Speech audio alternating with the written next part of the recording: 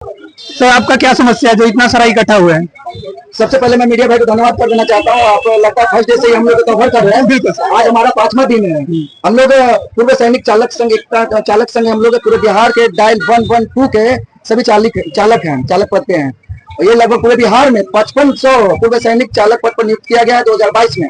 2022 में हम लोगों को 25,000 को भर्ती किया गया था। आज के डेट में 3.5 साल हो गया है।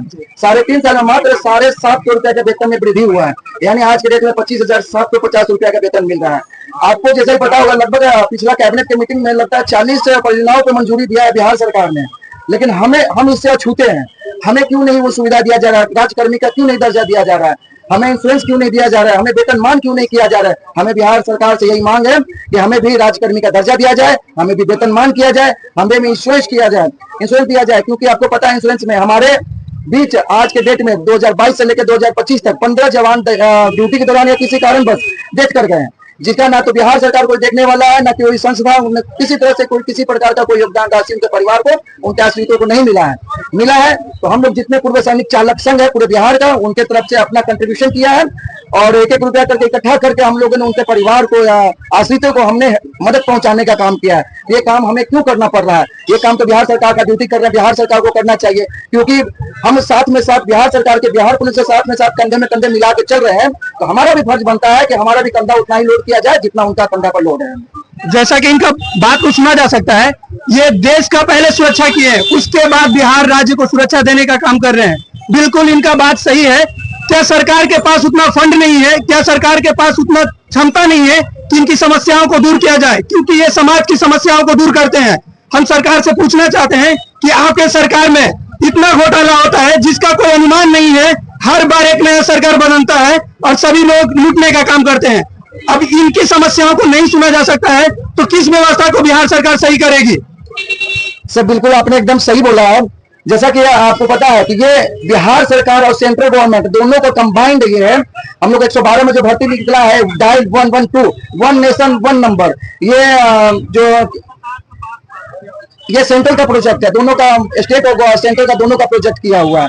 इसमें स्टेट भी फंडिंग करती है, सेंट्रल भी फंडिंग करती है। और हमें बिहार सरकार से ये भी मांगे हैं, हम पूर्व सैनिकों को बिहार के अंदर 1% का भी आरक्षण नहीं है। ऐसा क्यों? आप बगल के राज्य में चले जाइए, उड़ीसा में चले जाइए, यूपी में चले जाइए, बंगाल में चले जाइए, कहीं भी जाइएगा राज्य में, पूर्व सैनिकों को राज्य के अंदर कहीं 10%, कहीं 15% का आरक्षण है, लेकिन बिहार के अंदर 1% का भी आरक्षण नहीं है। ऐसा क्यों? हम बिहार सरकार से पूर्व सैनिकों के लिए 12% का आरक्षण की मांग करते हैं कि हमें 12% की भी आरक्षण दिया जाए।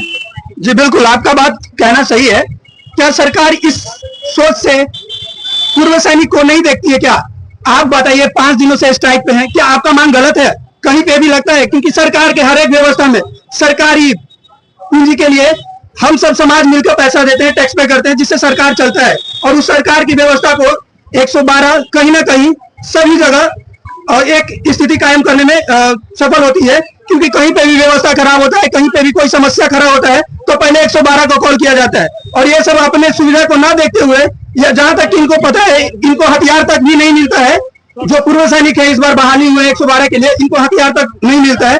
हमको जहां तक इनसे बात करने में पता चला है, हमको इनको फर्स्ट डे से देख रहे हैं, आज 5 दिन हो गया है, इनको कोई अपडेट मिला है क्या? अभी तक हमारी तरफ से ना तो सरकार की तरफ से ना किसी पार्टी की तरफ किसी कोई भी अपडेट नहीं है। अभी आज हमारा 5वां दिन है।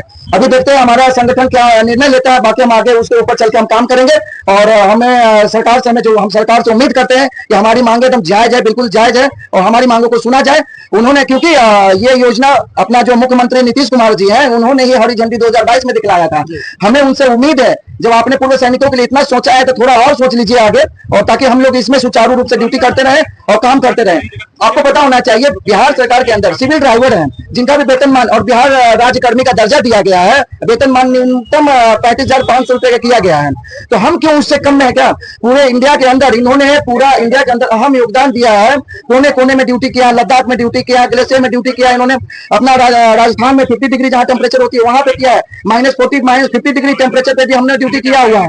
ठीक है, तो क्यों हमें ये क्यों अनदेखा कर रही है सरकार? क्यों हमें अनदेखा कर रही है? हमें सरकार से उम्मीद ही नहीं, पूर्ण विश्वास है कि हमारी मांगों को माना जाए। यदि नहीं मानती है तो हमारे भी जाग चुके हैं, पूर्व सैनिक जाग चुका है। बिहार के अंदर लगभग 2 लाख पूर्व सैनिक है।